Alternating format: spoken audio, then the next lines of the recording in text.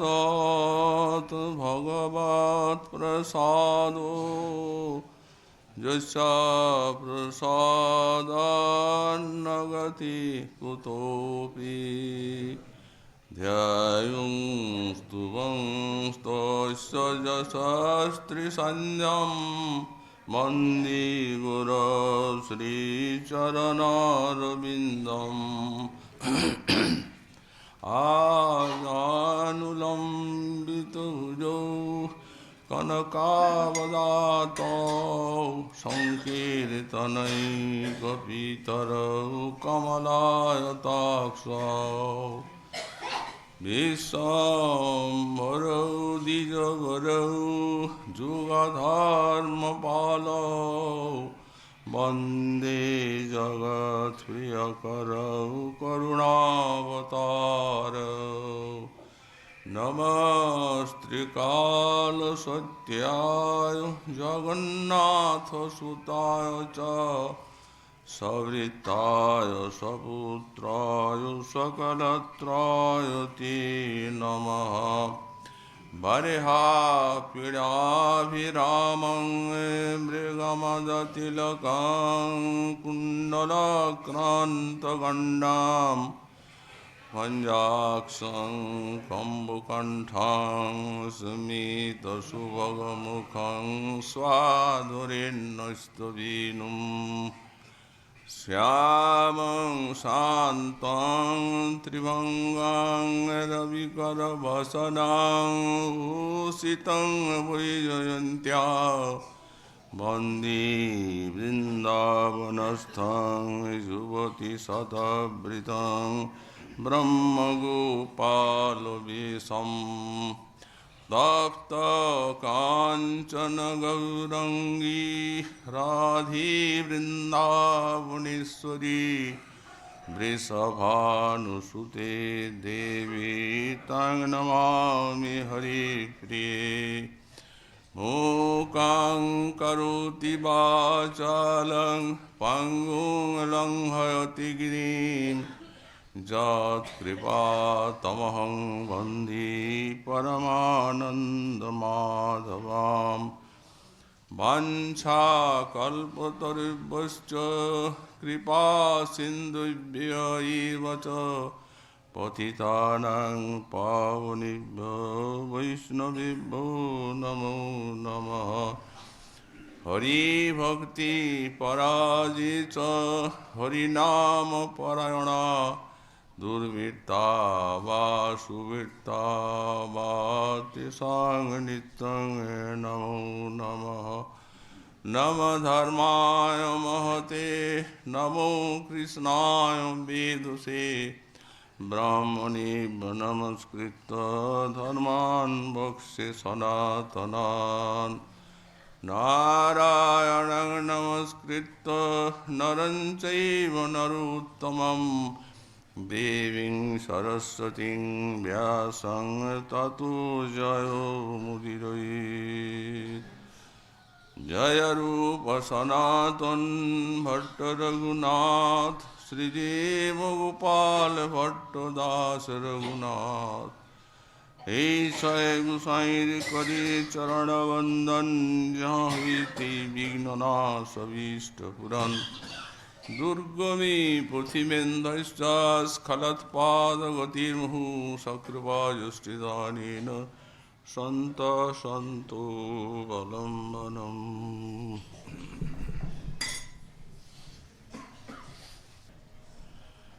श्यामामण्डलमौलिमण्डलमणि सामानुरागस्फुरात् द्रौमदभेदविभावृताकृतिरहो काश्मीरगौरच्छविः सातीवन्मदकामकेलितरला मां पातु मन्दस्मिता मन्दारद्रुमकुञ्जमन्दिरगता गोविन्दपट्टेश्वरी।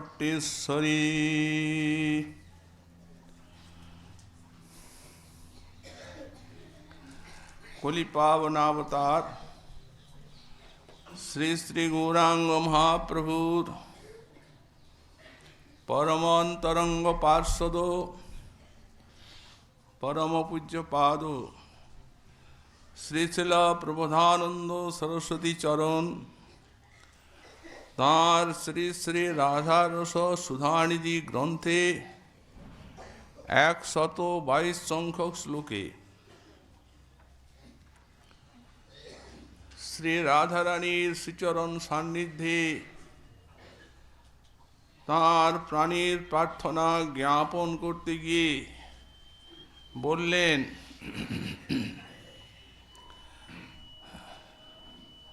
श्यामा मंडल मौली मंडन मणि श्यामानुराग स्फुरात रोमाद भेद विभाविता कृति रहु काश्मीर गौरच्छवि साति वनमद काम केली तरला मांग पातु मंदस्मिता मंदार द्रुम कल्प कुंज मंदिर गता गोविंद पट्टेश्वरी।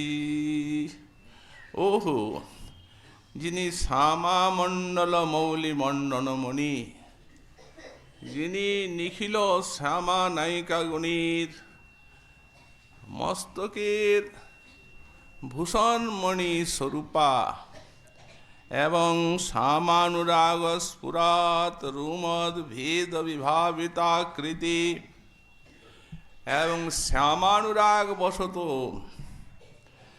जार अद्भुत पुलक आदि सात्विक विकार प्रकाशित होच्छे ताते जिनी परम सुशोभिता काश्मीर गौरच्छवि एवं काश्मीर गौरच्छवि जिनी कुंकुमेर नाय गौरकांति साति बनमद काम केली तरला अतीब उन्मादनामय সেই মাদন রসের কেলিতে যিনি চঞ্চলা মাং পাতু মন্দস্মিতা এবং মন্দস্মিতা ঈষৎ হাস্য সমন্বিতা সেই মন্দার দ্রুম কুঞ্জ মন্দির গতা গোবিন্দ পট্টেশ্বরী মাং পাতু।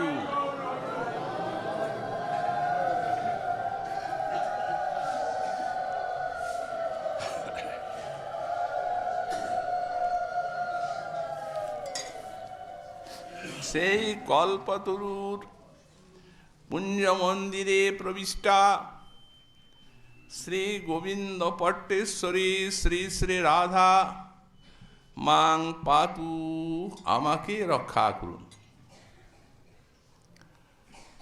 আমরা এই শ্লোকের ব্যাখ্যা প্রসঙ্গে এটি যে কিঙ্করী রূপের শিল গোস্বামী পাদের মহারাশি স্ফূর্তি তা আলোচনা করেছি।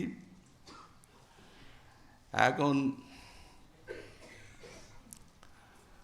মহারাশি গোপীগণ সব যখন রাধারানীর মুখ্যতা বা সর্বোৎকৃষ্টতা প্রতিপাদনের জন্য গোবিন্দ শ্রীমতীজিকে একা নিয়ে অন্তর্হিত হয়ে গেলেন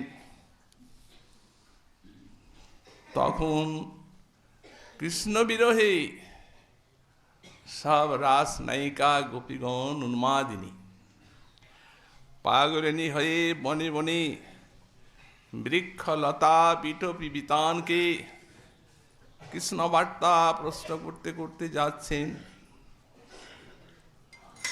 সখীগণও আছেন রাধারানী,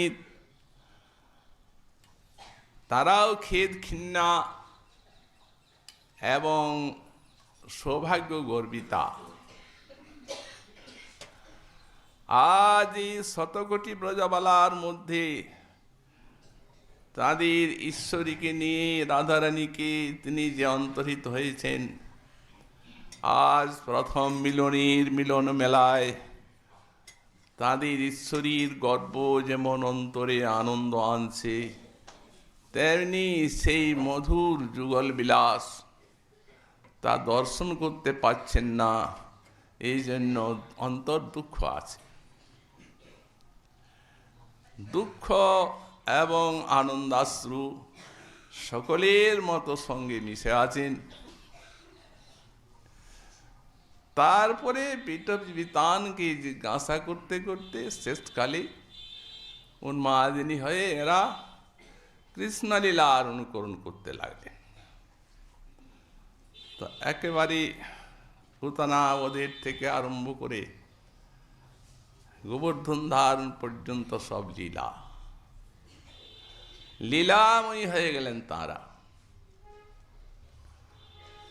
তারপর লীলা শক্তি তাদের কৃষ্ণ অন্বেষণীর প্রবৃত্তি জাগালো, আবার খুঁজতে লাগলেন। গতকাল আমরা আলোচনা করেছি যে রাধা কৃষ্ণের চরণ চিহ্ন দর্শন করে যাচ্ছেন, তখন ওই শ্রীপক্ষা যারা, তারা রাধারানীর মহিমা প্রকাশ করলেন। যখন বিপক্ষাগণ কোন মোহিনী আমাদের গোবিন্দকে হরণ করে নিল আর নির্জনে একা ভোগ করছে, তখন তারা স্থির থাকতে পারলেন না। বলেন, আপনারা প্রেমিকা, আপনারা প্রেম, তার শক্তি মহিমা এবং গোবিন্দের অন্তরে প্রেম ছাড়া আর কোনো বস্তু যে কামনা জাগাতে পারে না তা জানেন ভালোভাবে। তবে মোহিনী বিদ্যার কথা কেন বলেন? শ্রীঅনার অনায়ারাধিত নুনং শ্লোক, অনায়ারাধিত নুনং ভগবান হরিশ্বর জন্নু বিহায় গোবিন্দ প্রীত জামনয়দ্রহ। এ কথা বলছেন না কেন? যে আজ আমাদের ৩০ কোটি গোপীর মধ্যে তিনি সর্বোৎকৃষ্টা ধন্যাতি ধন্যা, এ কথা বলায় আপনাদের কি বাধছে? ইনি কৃষ্ণের আরাধনা করেছেন, যার জন্য আজ আমাদের এই ৩০ কোটি গোপীকে ছেড়ে আর তাকে নিয়ে অন্তরিত হয়েছেন।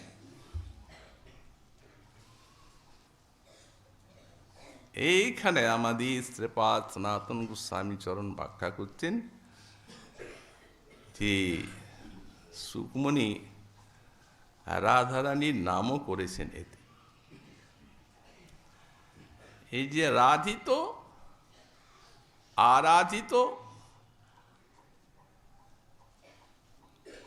আরাধিত ইতি রাধা নাম করণঞ্চ দর্শিতম, রাধাতু আরাধনায়।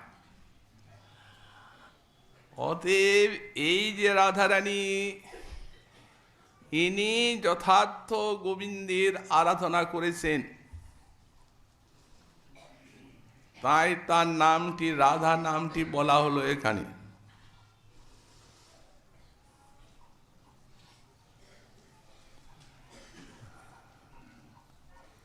যারা আজকাল এই বৈষ্ণব সাহিত্যকে নিয়ে আলোচনা করছে, তাদের কথা হচ্ছে যে এই মহাপ্রভুর পরে গৌড়ীয় বৈষ্ণব যারা, তারাই রাধাকে এত বড় করে তুলেছে। আসলে বেদ শাস্ত্রে রাধার নাম নেই, রাধারানীর কোনো কথা নেই। বিষ্ণু পুরাণে এত সব কৃষ্ণলীলা আছে, রাধার নামগন্ধ নেই। হরিবংশে, মহাভারতে রাধার কোনো উল্লেখ নেই, যেখানে কৃষ্ণলীলার বর্ণনা আছে। একমাত্র পদ্মপুরাণে একটু লেশ, সেও কুণ্ড মহিমা বর্ণন প্রসঙ্গে যথা রাধা প্রিয়া বিষ্ণু তস্যা কুণ্ডং প্রিয়ং তথা সর্বগোপী সুশৈবৈকা বিষ্ণুর অত্যন্ত বল্লভা, এই মাত্র। তারপরে আর কোথায়? হ্যাঁ আছে, গৌতমীয় তন্ত্রে একটুখানি সূত্র আছে, দেবী কৃষ্ণময়ী প্রোক্তা রাধিকা পরদেবতা সর্বলক্ষ্মীময়ী সর্বকান্তি সম্মোহিনী পরা। এই শ্লোকটিকে নিয়ে গৌড়ীয় বৈষ্ণব তো বিস্তার ব্যাখ্যা, কিন্তু সব বৈষ্ণব সমাজের যে একমাত্র অবলম্বনীয় শ্রীমদ্ ভাগবত, তাতে তো রাধা নাম নেই।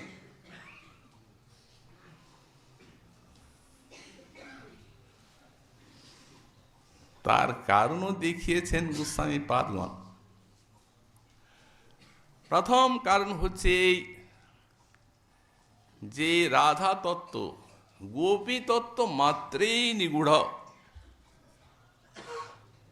এই জন্য বেদ শাস্ত্র পুরাণ উপনিষদে সর্বত্র রাধার নাম আছে। কিন্তু এত গোপনীয় বস্তুকে বেদ শাস্ত্র তারা বিশেষভাবে বিশ্লেষণ করতে ইচ্ছা করেননি, কারণ গোবিন্দের সেই ইচ্ছা নয় যে এত নিগূঢ় তত্ত্ব প্রকাশিত হয়ে পড়ুক। এই দেখুন, ঋক সাম অথর্ব তিনটা বেদে আছে একটা মন্ত্র।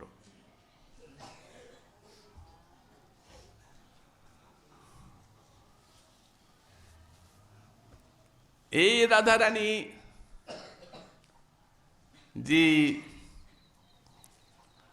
স্তোত্রং রাধানাং পতে গীত বাহু বীর জৈস্যতে,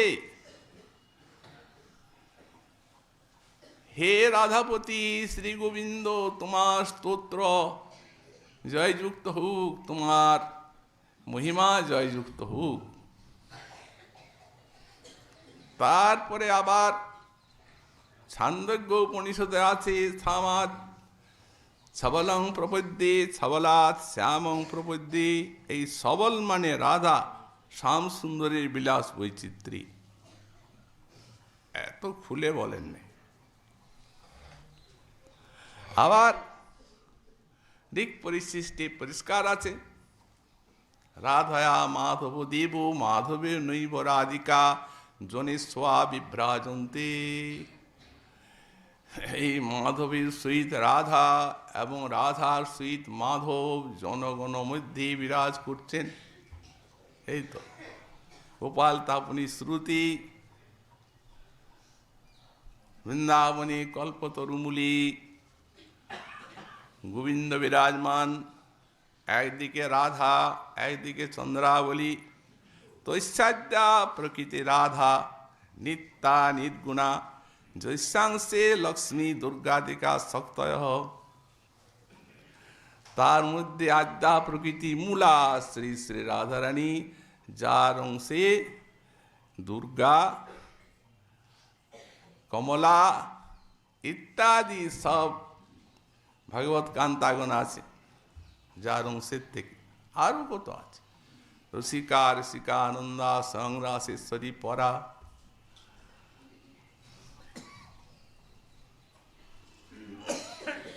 পরান্তে শ্রেষ্ঠ বাচকা, যেখানে পরাপত্তি আছে সেইটি তিনি শ্রেষ্ঠতার বাচক। আদ্যা শক্তি, ওই দেবী কৃষ্ণময়ী প্রোক্তা, সেখানেও রাধিক শেষে আছে পরা। অতএব নাই কেন, কত শত আছে। তবে হ্যাঁ, শ্রীমদ্ ভাগবতের কথা, সর্ববেদান্ত তাদের প্রথম প্রশ্ন হচ্ছে যে ভাগবতের রাধা নাম নাই কেন। কিন্তু যখন সুকমুনি রাস আরম্ভ করেন, তখনই প্রত্যাদেশ হয় গোপীগণের তার প্রতি। এই দেখো সুখ, তোমার প্রকাশ্য সভা, এখানে কর্মী, জ্ঞানী, যোগী, তপস্বী সব মুনি ঋষি আছেন। সুতরাং এখানে আমাদের কথা বলবে না। উনি সেই প্রত্যাদেশ পেয়ে আর প্রার্থনা করলেন, ঠাকুরানীগণ, আপনাদের কথা যদি না বলি তাহলে তো আমার ভাগবত প্রাণশূন্য হয়ে যায়, কারণ ভাগবত বিগ্রহীর পঞ্চপ্রাণ এ রাস, তা আমরা বলেছি। অতএব বলতে তো হবেই, ক্ষমা করবেন, কৃপা করবেন, আপনাদের আজ্ঞা পালন করব, কারণ নাম বলবো না। এই জন্য কেচিত কাচিত একা অন্যা, এইভাবে গোপীগণের প্রেমের পরিচয় দিয়েছেন সুকমুনি, গোপীগণের পরিচয় দিয়েছেন। কিন্তু রাধারানী যারা রাসলীলা অনুশীলন করেন তারা জানেন যে যে এক গোপিকার তিনি ঠক্কা নিনাদে মহামহিমা ঘোষণা করেছেন, যাকে নিয়ে গোবিন্দ অন্তর্হিত হলেন, সে অন্তর্ধানটা পরিষ্কার করে না বললেও তার সঙ্গে বিলাসের কথার ভিতরে ভূয়সী প্রশংসা করেছে। এবং এই শ্লোকও ওই সুরিত পক্ষাগণের শ্রীমুখে তিনি বলাইছেন। সুরিত পক্ষাগণ বলছেন, তো তুমি ভাবছেন আমার বলা আছে, তাদের নাম বলবো না, কিন্তু একটা ঢাকা দিয়ে রাধা নামটা বলতেই হবে, কারণ তার রাধারানী পরম অভীষ্ট, প্রাণের প্রাণ। এই জন্য রাধা রাধিত আরাধিত এতে রাধা নামকরণ দর্শিত। তারপরে শ্রী সনাতন গোস্বামী পাদ বললেন নাম বলেননি রাধার আর একটি কারণে। রাধিত না বলে রাধা বললেই পারতেন। রাধা তত্ত্বটির ভিতরে আছে সেই মহা পরম মহান মাদনাক্ষ মহাভাব, মোহনাক্ষ দিব্যন্মাদময় মহাভাব। সুকমুনির হৃদয় নির্মল পরিষ্কার, অতএব সেই হৃদয়ে যদি কোন রূপে একটু বিশেষ স্মৃতি না রেসে যায়, তাহলে উনি মূর্ছিত হয়ে পড়বেন। কদিন মূর্ছা থাকে তার কোনো সীমা নেই। সুতরাং মহারাজ পরীক্ষিতের 7 দিন সময়, এই 7 দিনে ভাগবত সমাপ্ত করতে হবে। তো সুতরাং ওর নাম সাক্ষাৎভাবে উচ্চারণ করেন নাই, তিনি ভয়ে উচ্চারণ করেননি। তাই এইভাবে প্রকাশ করেছেন। গোস্বামী পাদ বললেন নাম করা হয়েছে, ওনার নাম না নিয়ে তিনি পারেন নাই। তারপরে আবার সেই বৈষ্ণব গবেষকগণের কথা যা আমরা বলছিলাম, ওরা বলেন নবম খ্রিস্টাব্দের পর থেকে রাধা। তার আগে রাধা কোথায়? নবম খ্রিস্টাব্দের পর থেকে কাব্যকারগণ, সব পদাবলিকারগণ রাধার বর্ণনা দিয়েছেন, কিন্তু সেখানে রাধা, তাঁদের কাব্যে যে রাধা, তিনি তো দুঃখিতা। তাঁর এই পূর্বরাগে, তাঁর এই মানে, তাঁর খণ্ডিতা দশায়, তাঁর কলহান্তরিতা দশায় এই অশ্রু আর অশ্রু, আর এই যে মাথুর বিরহে, তার তো আর সীমাই নেই, সেই রোদনের আর সেই দুঃখের। তো দুঃখিতা তো রাধা। তারা তো সব গবেষণা করছেন সাহিত্য নিয়ে, কিন্তু ভক্তি শাস্ত্র অনুশীলন না করে বা রসতত্ত্ব না জেনে এগুলি অনুশীলন করতে গেলে এইরকম বিপদ আসে। কারণ বৈষ্ণব সাহিত্যে যে দুঃখটাকে সেই মিলনানন্দের মাথার উপরে সহর্ষে নৃত্য করে থাকে, এই দুঃখের স্বরূপ এটা তো তারা জানেন না। তো সুতরাং যত মহাজন এই ধন্যালোকাদি কাব্যস্থলে এরকম বর্ণনা আছে। কিন্তু দেখুন, যত সমস্ত বিষয়, বিশেষত আধ্যাত্ম তত্ত্বটি সেটা একটা মানবের প্রবৃত্তির অনুকূলতার অপেক্ষা রাখে।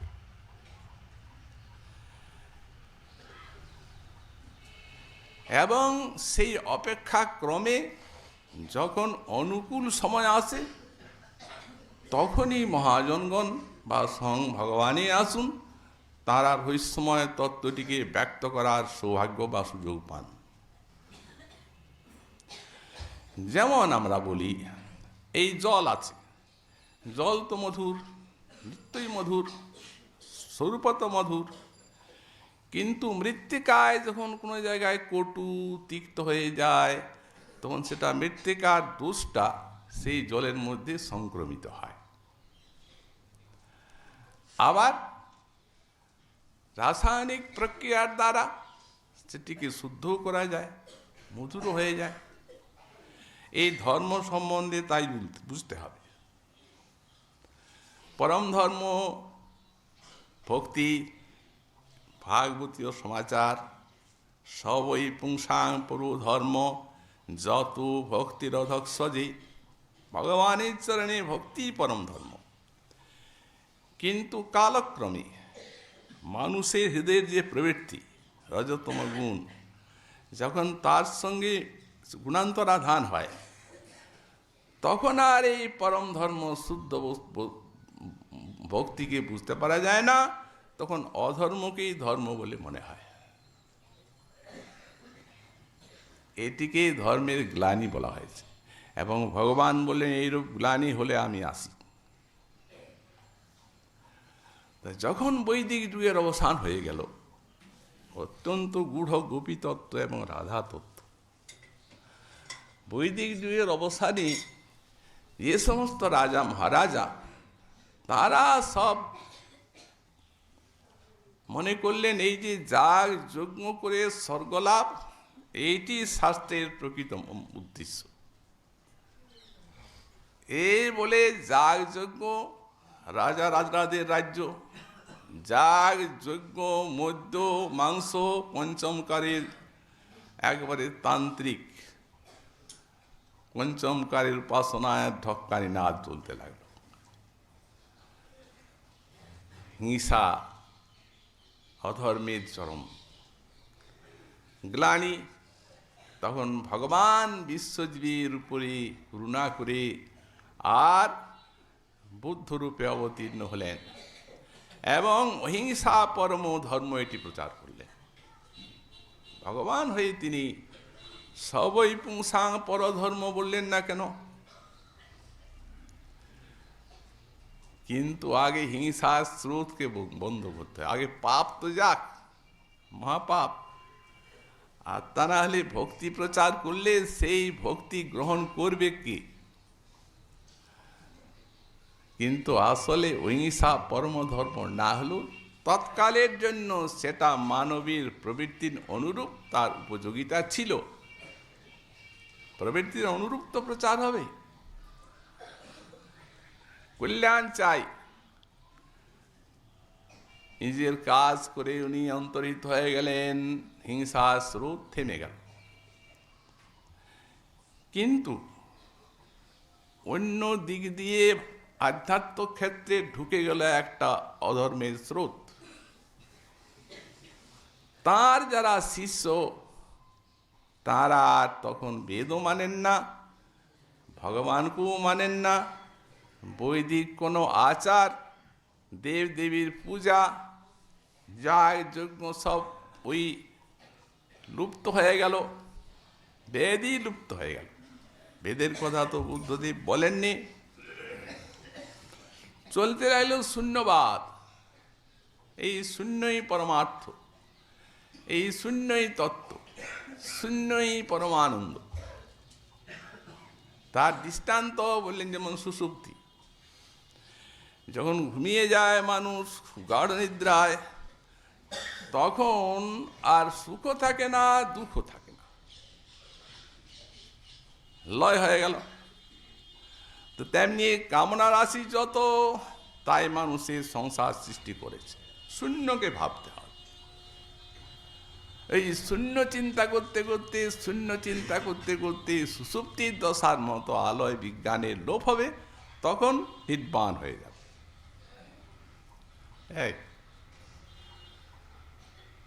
আরো সর্বনাশ হল। ভগবান কি করবেন? শঙ্করকে ডাকলেন। দেখো শঙ্কর, প্রকাশং কুরু চাত্মানম অপ্রকাশং চ মাং কুরু সাগময়ী কল্পিত স্তন্তু জনান মদ বিমুখান কুরু। যাও শঙ্কর, তুমি পৃথিবীতে তুমি একটা কল্পিত আগম প্রচার করো, জনগণকে আমার বিমুখ করে দাও। দেখিও যেন আমার সবিশেষ রূপটা কারো কাছে প্রকাশিত না হয়। করুণাময় ভগবান দয়ালু, উনি এইরূপ আজ্ঞা করলেন যে তুমি আমাকে গোপন করো, যাতে সৃষ্টির সত্তরোত্তরা, যাতে সৃষ্টিটা বেড়ে যায়। তাহলে বিশ্বের কল্যাণকৃত আর কে হবেন? কিন্তু সময়ের উপযোগিতায়, তাই ওইটাই বিশ্বের কল্যাণ হবে। এখন যদি শঙ্কর এই সময়ে, তার মানে 1200 বছর তখন বৌদ্ধবাদ ভারতে সর্বত্র, 2-4 দিনের কথা নয়। খ্রিস্ট জন্মের 500 বছর আগে আসছেন বুদ্ধদেব, আর 700 বছর পরে শঙ্কর। তখন যদি উনি একটা সাকার বিগ্রহকে নিয়ে আসেন,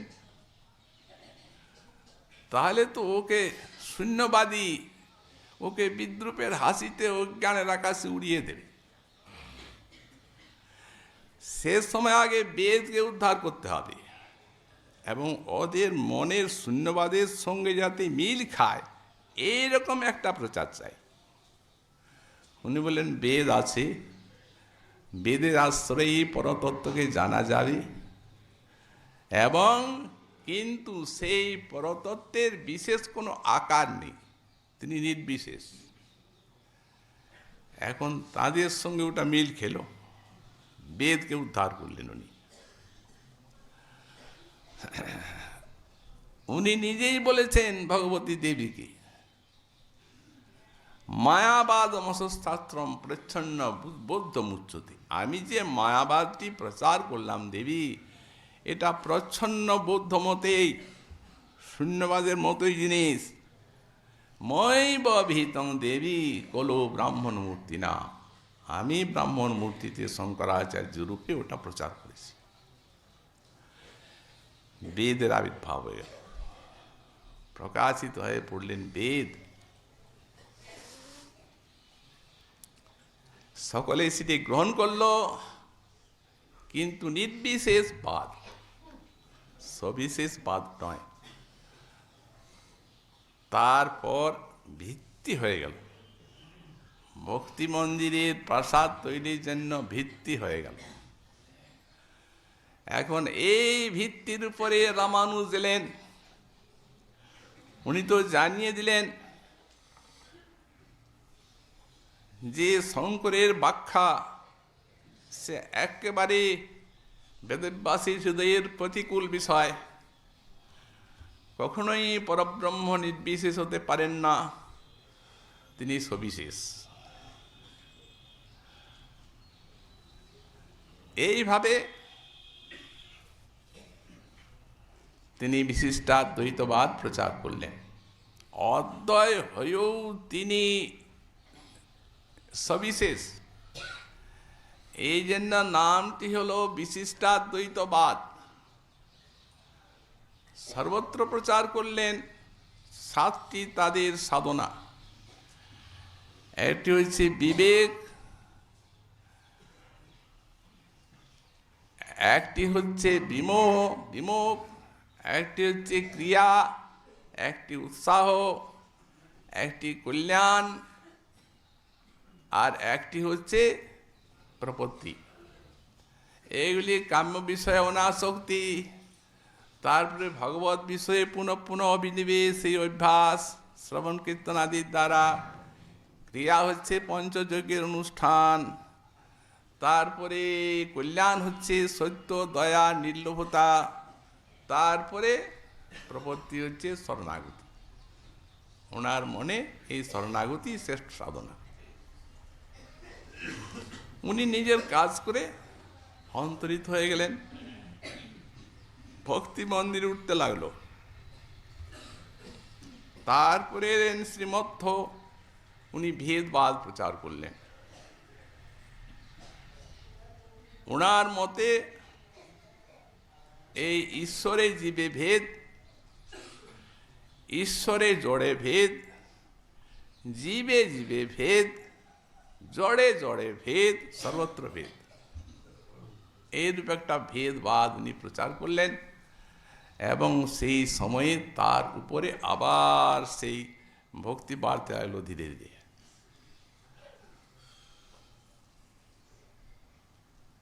ওনারও সেই রূপ শরণাগতি, শ্রদ্ধাপূর্বক শাস্ত্র শ্রবণ এবং 3 প্রকারের সাধনা, আর একটি হচ্ছে তার সাধ্য ভক্তি। এই সাধ্যা ভক্তি সকলের শ্রেষ্ঠ। নিজের কাজ করে অনন্তদেব, তিনি রামানুজি অনন্তদেবের অবতার, ইনি ভীমসেনের অবতার, দ্বারকার পরিকর। তারপরে নিম্বার্কাচার্য এলেন, উনি দ্বৈতাদ্বৈত ভাব। তারপরে বিষ্ণু স্বামী এসে শুদ্ধাদ্বৈত ভাব এই প্রকারে প্রচার করে করে করে করে যখন ভগবান দেখলেন যে আধ্যাত্মিকতায় জীবের হৃদয় এখন এইরকম স্তরে এসে গেছে যে এই সময়ে তার যে অভীষ্ট বস্তু, সেটি কি ওই যে প্রতিজ্ঞা করেছেন, আমি অবতীর্ণ হয়ে রাধাভাব কান্তি অঙ্গীকার করে ব্রজলীলায়, তারই পরিশিষ্ট গৌরলীলা আমি নিজে আস্বাদন করব রাধা প্রেম, এবং সমগ্র বিশ্বজীবকে রাধা প্রেম দান করব। সুতরাং ঠিক সেই সময়ে তিনি অবতীর্ণ হলেন এবং হরিনাম কুলিশপাতে অনেক দিনের প্রচারিত ভক্তিতে অনেক অপরাধ কুল বিনষ্ট প্রায় হয়ে গেছে। বিঘ্নাতে যাচ্ছিল, তা হরিনাম কুলিশপাতে তা সেই বিঘ্ন পর্বতকে বিদলন করলেন। আর এই গৌড়ীয় বৈষ্ণবের যে হাদ্য অচিন্ত ভেদাভেদবাদ, এই অচিন্ত ভেদাভেদবাদ প্রচার করলেন। আরাধ্য ভগবান ব্রজীশতনয়ুস্তদ্ধাম বৃন্দাবনম রম্যা কাচিত উপাসনা ব্রজবধূ বর্গীন যা কল্পিতা শাস্ত্রং ভাগবতং প্রমাণমমলম প্রেমাপুমর্থু মহান শ্রীচৈতন্য মহাপ্রভুর মতমিদম তত্রাদরো ন পরঃ।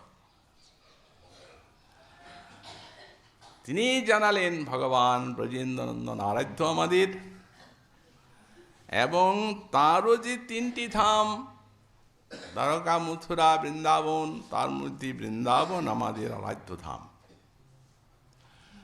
উপাসনা সেই পরম রহস্যময় উপাসনা, রম্যা কাচিত উপাসনা ব্রজবধূ বর্গেন যা কল্পিতা।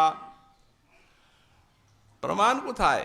শাস্ত্রং ভাগবতং প্রমাণমমলম কারণ রাসলীলা হচ্ছে ভাগবত শাস্ত্রের প্রাণস্বরূপ। অতএব রাসলীলাতে এই ব্রজবধূগণের মহামহিমাই ঘোষণা করা হয়েছে। প্রেমাপুমর্থ মহান এবং প্রেমই পরম পুরুষার্থ, এই শ্রী চৈতন্য মহাপ্রভুর মতবিদম। অতএব সেই তখন এই বস্তু দিতে পারলেন, আর জীবের প্রবৃত্তির অনুরূপ সমস্ত এই বস্তুটি সুন্দর সুষ্ঠুভাবে প্রচারিত হলো। ওই রকম প্রতিকূল অবস্থা এলে এতখানি তার যে খাদ্য বস্তু ব্যাপকভাবে দেওয়া সম্ভবপর ছিল না।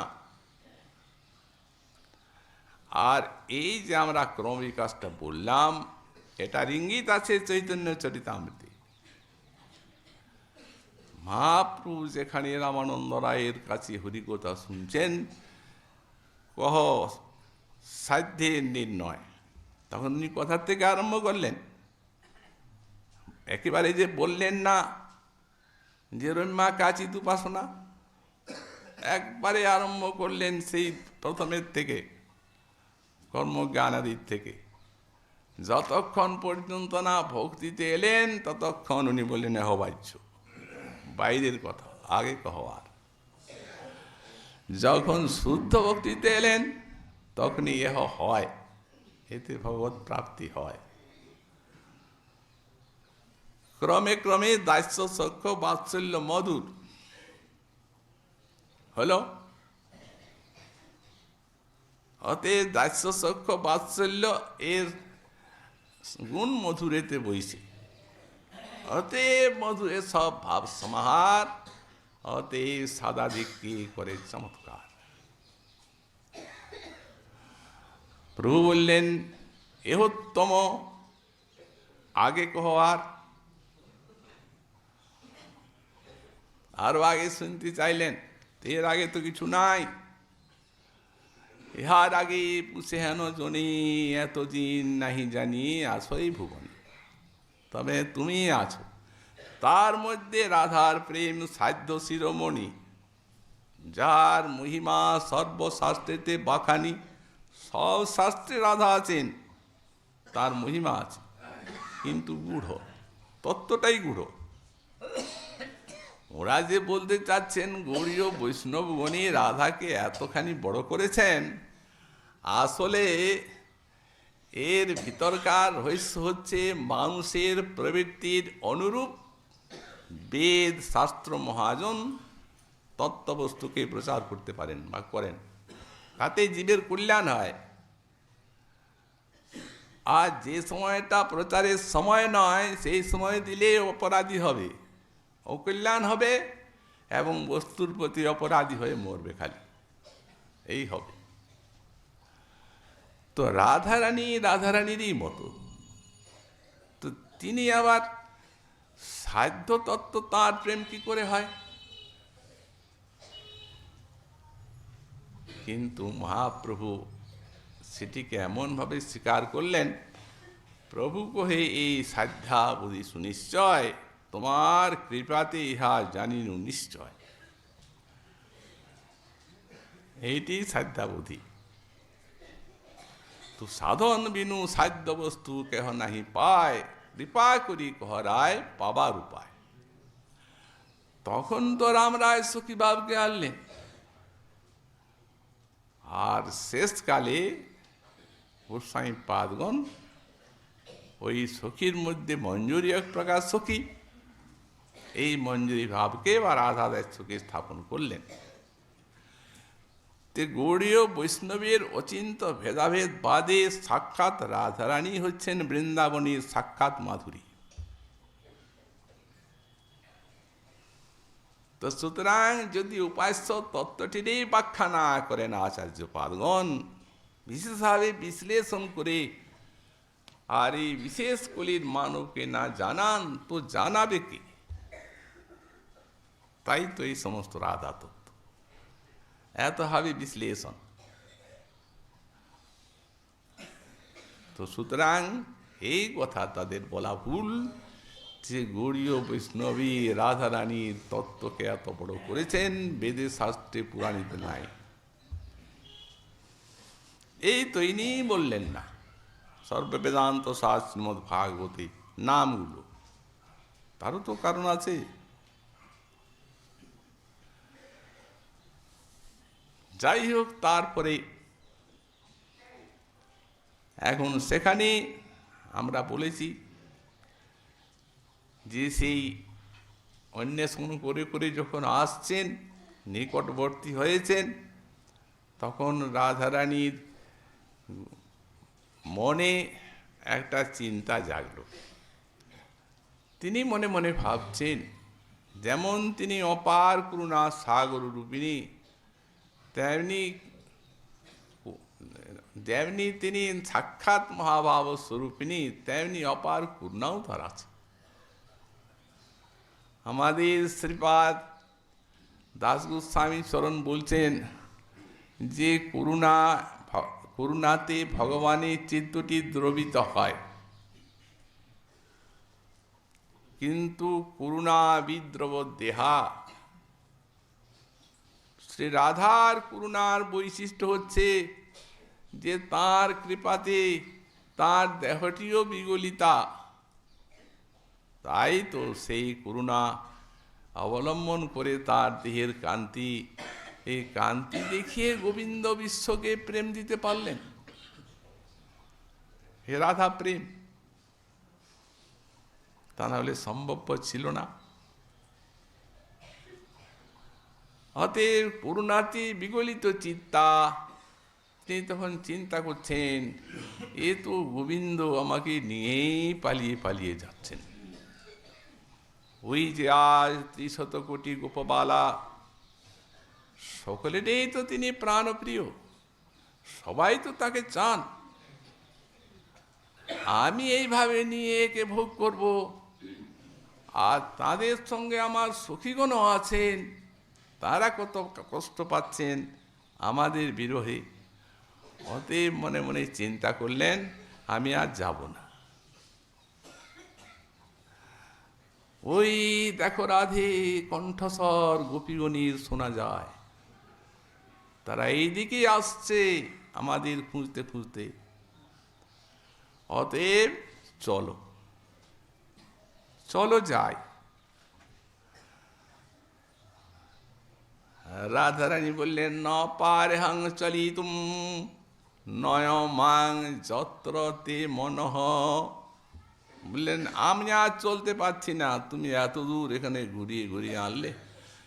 সুকুমারী, পরিশ্রান্ত হয়ে গেছি, এরপর অন্য জায়গায় যদি নিয়ে যাওয়ার থাকে তুমি নিয়ে যাও। নয় মাং যত্রতে মন, স্কন্ধমারুহ্যতাং, তেমনি বসে পড়েছে, নিয়েই যাবো, এসো ওঠো ওঠো। যেমনি রাজরানী স্কন্ধে আরোহণ করতে যাচ্ছেন, নিঃসংকোচ ভাব তো। স্কন্ধে আরোহণটা আগেও হয়েছে, ওই যখন দেখে দেখে আসছেন পদচিহ্নগুলি, তখন বিপক্ষাগণ বলছেন, এই দেখো এখানে তো নায়িকার চরণচিহ্ন দেখা যাচ্ছে না, কিন্তু গোবিন্দের চরণচিহ্নগুলি এই মৃত্তিকাতে একটু বেশি পতিত হয়েছে। এই দেখো সখীগণ, এইখানে সে তার প্রিয়তমাকে কাঁধে বহন করে নিয়ে গেছে, এর আগেও নিয়েছেন। এইখানে কেশখণ্ড দেখা যাচ্ছে, এইখানে কেশ সংস্কার করেছে। এই দেখো এখানে ডালে ফুলগুলো কম দেখা যাচ্ছে, এই ফুল চয়ন করে তার প্রিয়া কান্তাকে সাজিয়েছেন, ইত্যাদি ইত্যাদি। দেখে দেখেই তো আসছে। যেমনি কাঁধে চড়তে যাবেন, সহসা অন্তর্ধান। তো রাধারানীর জন্য ছাড়লেন সব ব্রজবালাকে, কিন্তু রাধারানীর নিকটে থেকে অন্তরিত হলেন কার জন্য? এক লীলায় করেন প্রভু কার্য ৫-৭।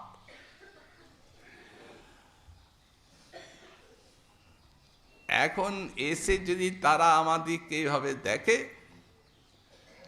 তাহলে তারা এই ঈর্ষা ভরে এর প্রতি, কারণ এর মহিমা এখনো জানেন না তারা ভালোভাবে। আমি নিয়ে এনেছি, এইমাত্র বলছে কামু কামু কৃষ্ণ।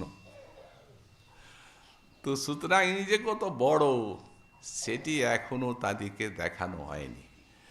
তখন যদি তারা ঈর্ষা করে চলে যান, মহারাজ হলো না, এত কাণ্ড করো আর অভীষ্ট সেই মহারসকেরা সম্পাদিত হলো না, হবে না।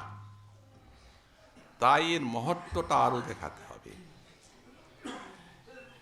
অন্তরিত হলেন হা নাথ রমণ পৃষ্ঠ কাশী কাশী মহাভুজ দাসাস্তি কৃপণায়ামি সখী দর্শয় সন্নিধিম। হা নাথ, হা রমণ, তুমি কোথায় কোথায় কোথায়? হায় হায়, দেখা দাও। দূরে দেখা দিলে আমি দেখতে পাবো না, চক্ষু অন্ধ হয়ে গেল, কাছে এসে দেখা দাও। মহামূর্ছা।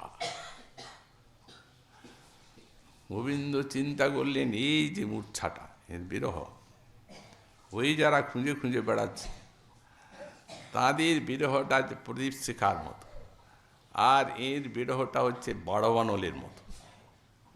তো ঠিক বড়বানল যখন ওদের ওই প্রদীপ শিখাকে লেহন করবে, টেনে নেবে, তখন সবার মন এক হয়ে যাবে।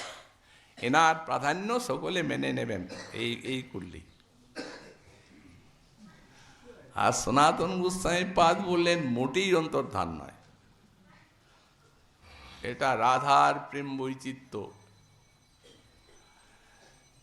যখনই বললেন যে স্কন্ধে আহরণ করো, তখনই ওই প্রেম বৈচিত্র্যটা এসে গেল। এই জন্য এখানে লিখেছেন কি, এইখানে লিখেছেন এই সামানুরাগ অদ্ভুত, এই অনুরাগের থেকে ওই প্রেম বৈচিত্র্য জাগে, এই জন্য সামানুরাগ। অনুরাগ যখন এতখানি উচ্ছ্বলিত হয়ে যায়, এক লীলা আর এক লীলাময় গোবিন্দ, দুটি জিনিস, এই দুটি জিনিসের মধ্যে একটিকে নিতে পারে আর একটিকে নিতে পারে না। কারণ একটা সূক্ষ্ম সূচির ছিদ্রে যেমন এক গাছি সুতো গলে, দু গাছি দিলে গলবে না, তো তেমনি হয় শ্যামকে নেবে কিংবা লীলাকে নেবে। তখন আহা, আমাকে স্কন্ধে আরোহণ করতে বললেন, কি চমৎকার লীলা, আমি তার চরণে দাসী, দাস্যাস্তি কৃপণায় আমি বলেছেন, মূর্ছিত হয়। তখন আর স্বামীকে দেখতেই পেলেন না, নিকটে থাকলেও। দশবতী বৈঠি রসিক বর পাশ, রই কহই ধ্বনি বিরহুতাস। আর কি মিলব মহি সেই রসময় শ্যাম, এই বিরহ জলধিকিয়ে পৌরব হাম। নিকটহি না হো না হে রই রায়, সহচরী থাকলে সহচরী কত পরবোধ হই তাই। কানু চমকিত রাই করু কুর, গোবিন্দ দাস হৃদয় হল ভোর। এই প্রেম বৈচিত্র্য। উনি এই ভাবটা দেখে মূর্ছিত হয়ে গেলেন যখন, তখন মনে ভাবলেন যে অভীষ্ট সিদ্ধ হলো। এরপরে এসে একে ওরা দেখবে, একে তখন আড়ালে চলে গেলেন। তখনই অন্তরিত হলেন, বেশি দূরে যান নাই, অন্তরিত হয়ে সে সময় কোথাও যাননি, ওই একটু আড়ালে চলে গেলেন, আর এরা এসে পেলেন। তারপরে সখীগণ তো একেবারে দেখে আর রোদন করতে করতে তাঁর শুশ্রূষা করে আর তার মূর্ছা বিগত করালেন। তখন রাধারানী যখন সব শ্যামসুন্দরের লীলাগুলি বলে দিলেন, তখন সব ব্রজনায়িকার ভাব এক হয়ে গেল। আমরা তো জানতাম না, কাঁদছি কত। এই তোমাকে নিয়ে অন্তরিত হয়েছেন যখন, তখন তো আনন্দ সবার। অতএব আমাদের আর চিন্তা নাই, তুমি কৃষ্ণকান্তা শিরোমণি, আমরা যখন তোমার দর্শন পেয়েছি তখন তোমার আনুগত্যে এই তোমার আশ্রয়ে প্রাণকান্ত গোবিন্দকেও পাবো, আর চিন্তা নেই। বাস হয়ে গেল, সমান হয়ে গেল হৃদয়, মহারাশির উপযোগিতা হয়ে গেল। তারপর সেই রোদন করতে করতে আবার উন্মেষণ চলল। তারপর এই পঞ্চায়েত ভাইয়ের সার গোপী গীত, তারপরে রাস। যেমন মহাপ্রভুর কৃপা হলে আগামীকাল আবার সেই বিষয়ে আমরা আস্বাদন করব। আজকে আমাদের শ্রী ভাগবতী কথা এখানেই